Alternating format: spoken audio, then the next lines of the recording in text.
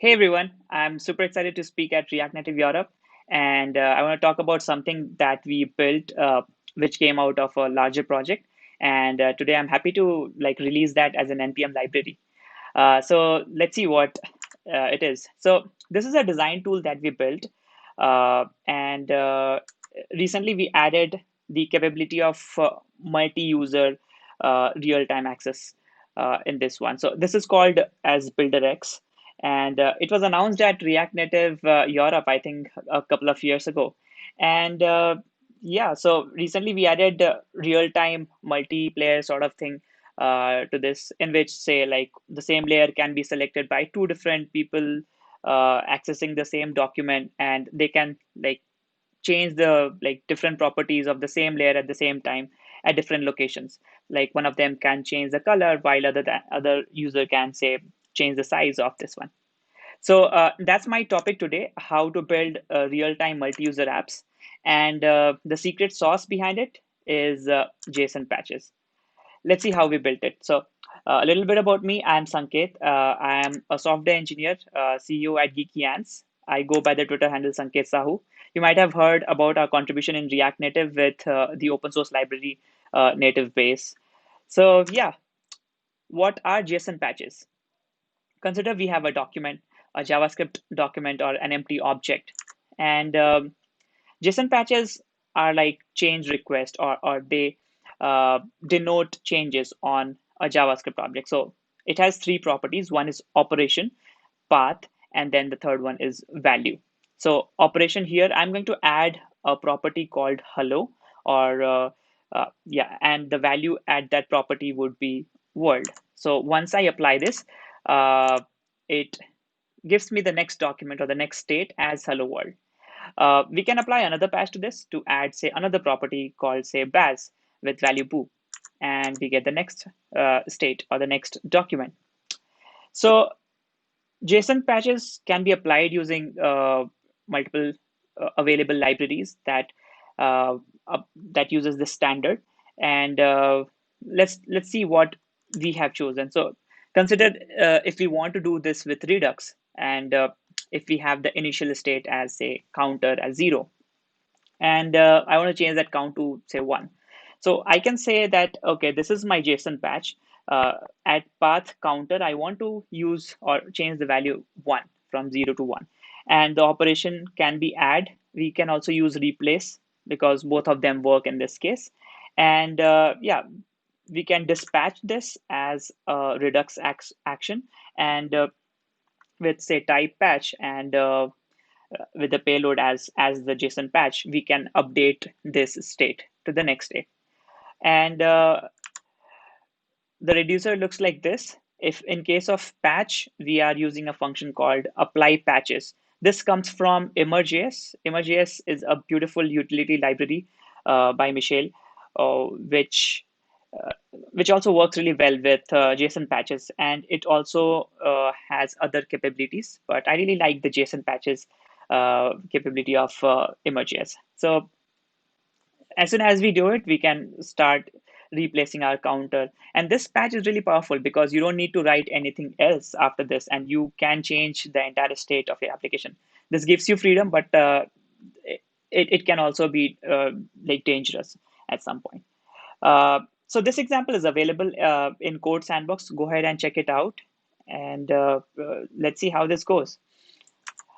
Great. So when we talk about patches, the question is, can we store patches over snapshot? Like, instead of, say, persisting the document, that's the, say, final state or the current state of the app, versus patches. So there are obvious advantages of using or storing patches over a document, because if we store patches, we are storing the entire history of the state, and that gives us versioning, and also, like, we can go back and forth with everything what was done on the app state or the document. And we can anytime reach to a snapshot by computing patches or reapplying patches over time. But we can't really know that from snapshot. We can't really deduce patches from snapshot. So it's one way. It does increase the storage size, and computing it every time can be costly, computational heavy at the runtime. So there are advantages and disadvantages.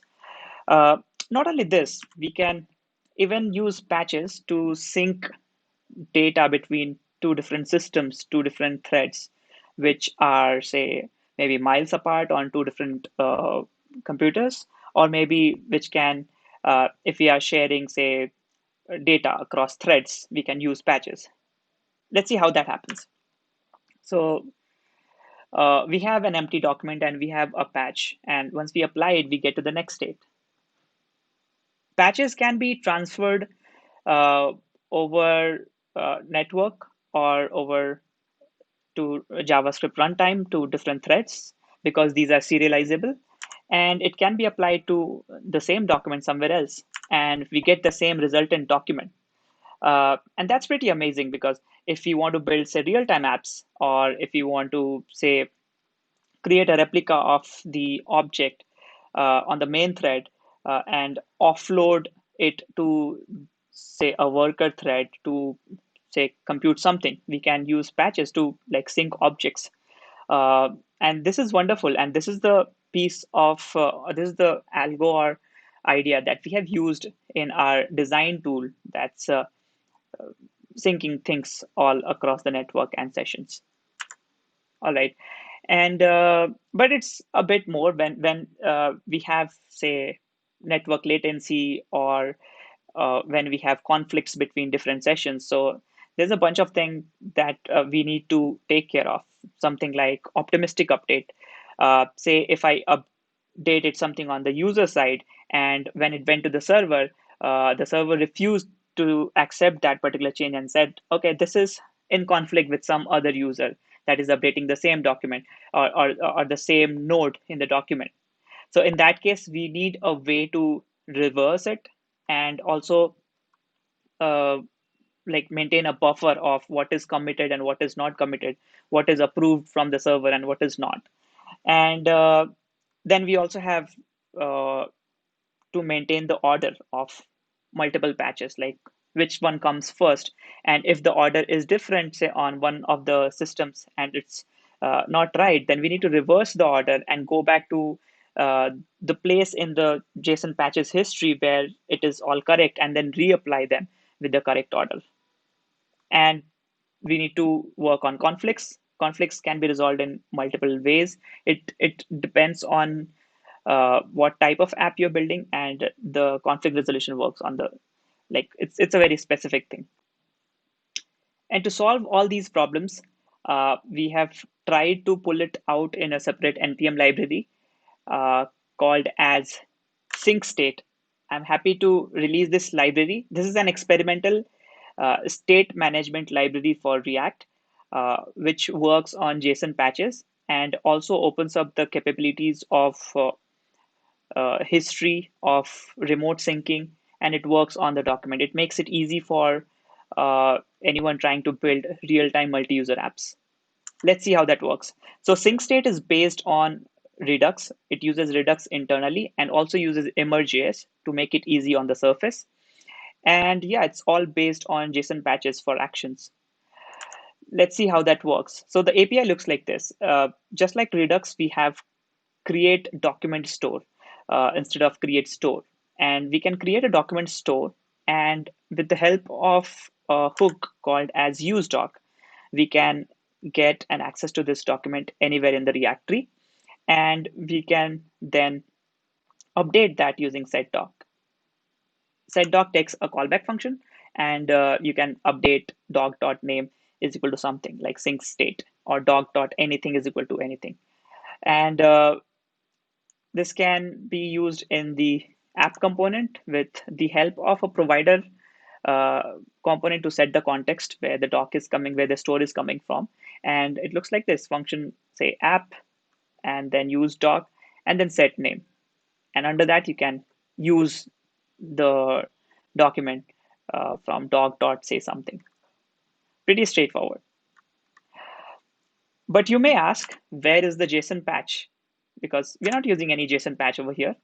And the answer is it's hidden inside with the help of emerge.js. So emerge.js also generates uh, JSON patches with a callback function. So you make changes on the draft state and it generates a bunch of patches that can be consumed later. So the same example, like set name is equal to say set doc, where we are updating doc.name to something, uh, can be rewritten with the help of patches like this. So set name can be a function which dispatches an action where we have type as patches, and in the payload we are uh, like forwarding a bunch of patches.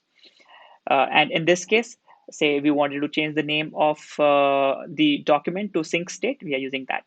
So it's the same thing, but Emerge.js only makes it simpler. And the dispatch function can be is found as on the like second argument of the, or maybe third argument of the use doc hook. So sync state uses Redux, but it does not use React Redux. And here is why. Let's see how Redux and React Redux work. Uh, we have a store. It can be like here in this context, we are talking about Redux store, and Redux store forwards the data to the component using something called as connect method.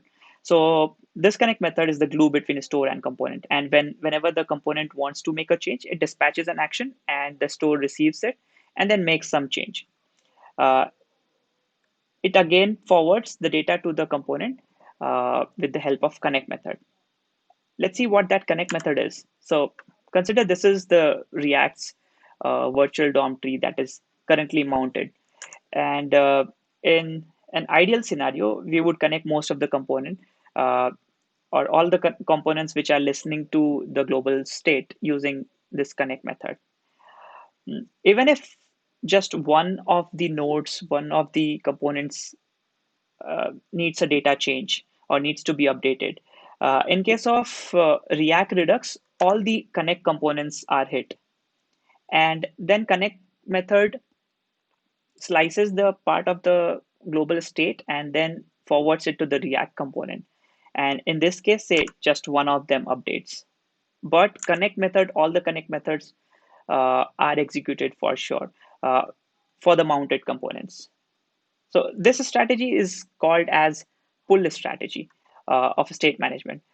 This is perfect in case of functional programming concepts, wherein we rely on immutable data to re-render the components. This is totally fine in case of pull strategy, but we may end up in a bit of performance issues when there are a lot of connected components, or if we have smaller components on screen and we are trying to receive or listening to data in all those components. And that's where we have push based strategies to update the component. Let's see how that works, or let's see how sync state works. So we have sync states store, and to pass data to component, instead of passing down the data or part of the global state, we pass down the path. And then the component fetches the data at that path in the document and then adds a listener to that path. And whenever the component wants to make any change to the store, it dispatches an action, which is JSON patch in the case of sync state, and updates the store. This time, the store emits an event, which is being listened by the component at the same path, because the component is updating some path in the JSON tree, and that can be listened to the components that is mounted on the screen. So not all the components are listening to everything in the global state in the case of sync state. Uh, Only the components that is listening, that is using some particular data, it only those components are hit, and not all the components are hit. So this type of uh, re-render or change detection strategy is called as push strategy, which is used by MobX, which is used by Recoil. And the sole reason for this is to achieve higher performance. So event-based updates for performance, that is used by sync states, use doc hook, and we have push strategy, much like Recoil and MobX. And JSON patch itself is treated as an event to re-render components here. All right, let's see an example. How do we build a counter example in using sync state? So you create a store. This time have some initial data as say count is 0. And then we can use the document and update it. We can create a function called increment, and then with the help of setDoc, we are updating doc.count plus plus. And something similar for decrement, setDoc.count minus minus. And the return method can consume those functions and the value. So we are showing doc.count and on-click increment and decrement. And it's available in the examples section of sync state GitHub repo. You can go ahead and check it out, play with it, and feedback. Anyway, then we have a history plugin, which helps you add undo and redo functionality to your document. And much like the previous example, we are creating a document, and as in the second parameter, we can pass a list of plugins that this document or this store would use. So in this case, we are passing a history.plugin plugin. And at any point, we can dispatch history.undo and history.redo to move between the series of states, or to undo a particular state change or redo a particular state change. And this is also available in Code Sandbox in the example section. Go ahead and check it out.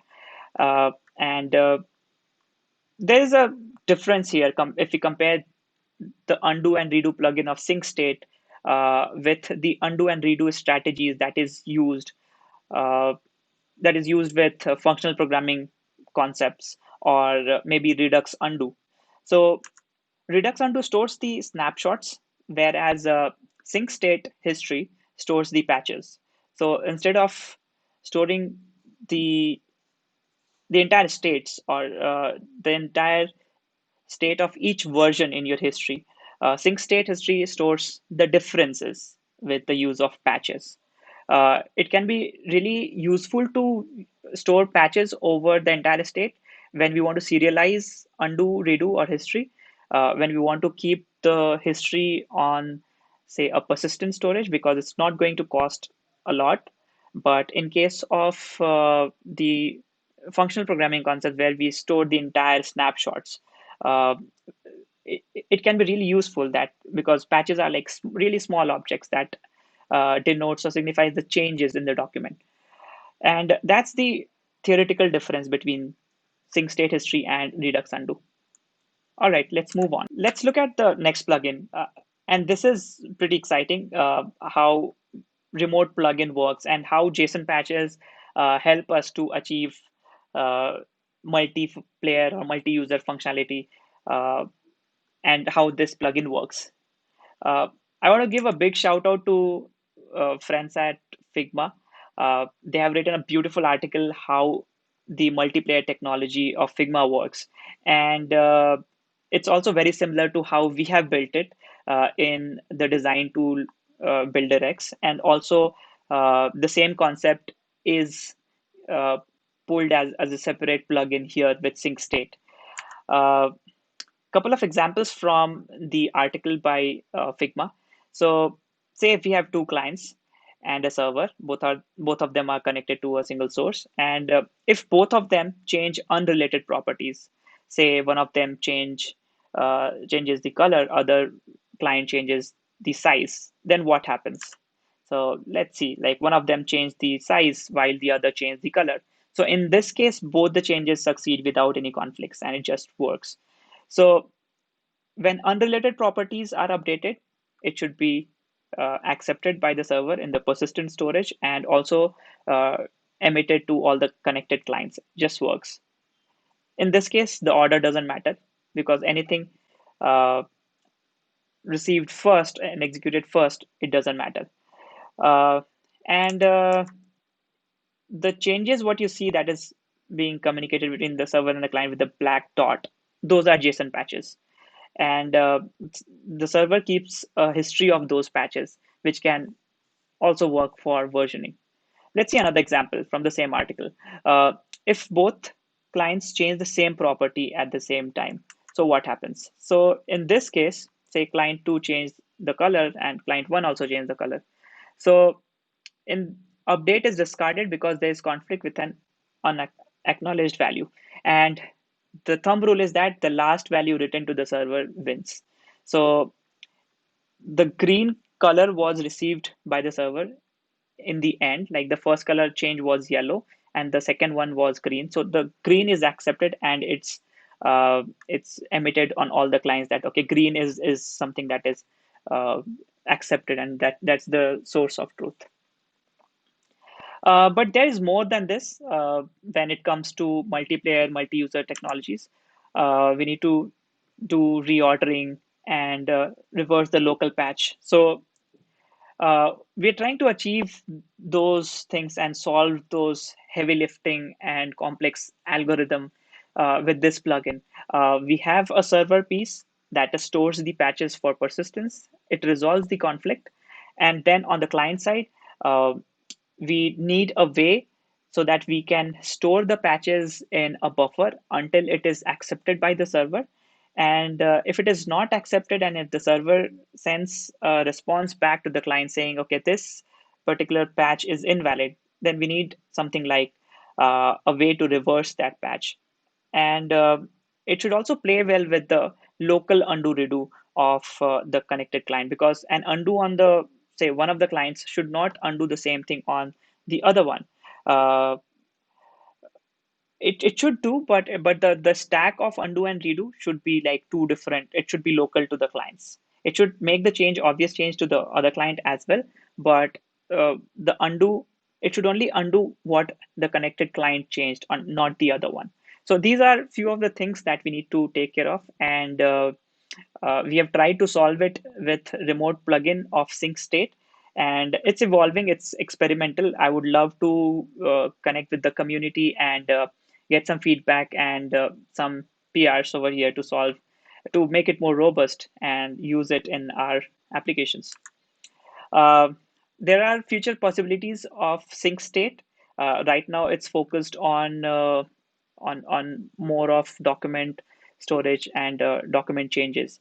uh, we are trying to build a bunch of plugins that makes it more seamless to adopt.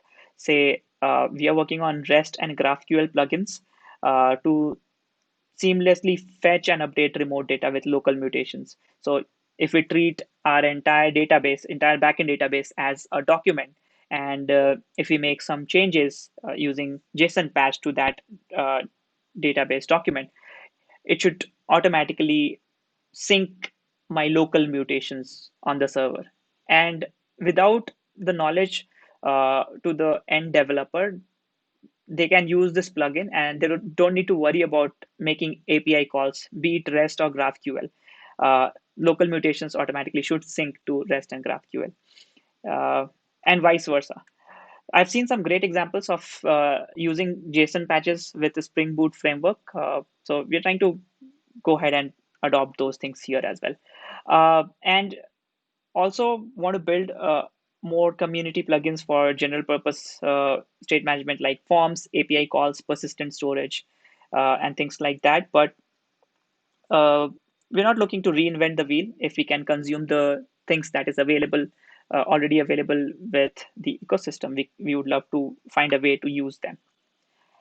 And yeah, so this is a really early release of Sync State. A big shout out to the team, to the people who have built it. We were able to uh, pull it out of the BuilderX repo into a separate open source library. Himanshu worked really hard in the past 2 to 3 weeks to get it off the ground and publish it. Rohit worked really well to put the documentation live. So a big shout out to Suraj, Ankur, Himanshu, Rohit, all of you. And I'm looking more uh, for more feedback from the community. Go ahead and use it. It's available. It can be easily used for general purpose state management for the entire application. And looking for more feedback and collaboration from the community. Uh, And thank you so much, guys. It was I couldn't come to Poland because of this situation. I would love to meet you guys in person, maybe next year. And thank you so much to the entire Call Stack team. Thanks. Bye bye.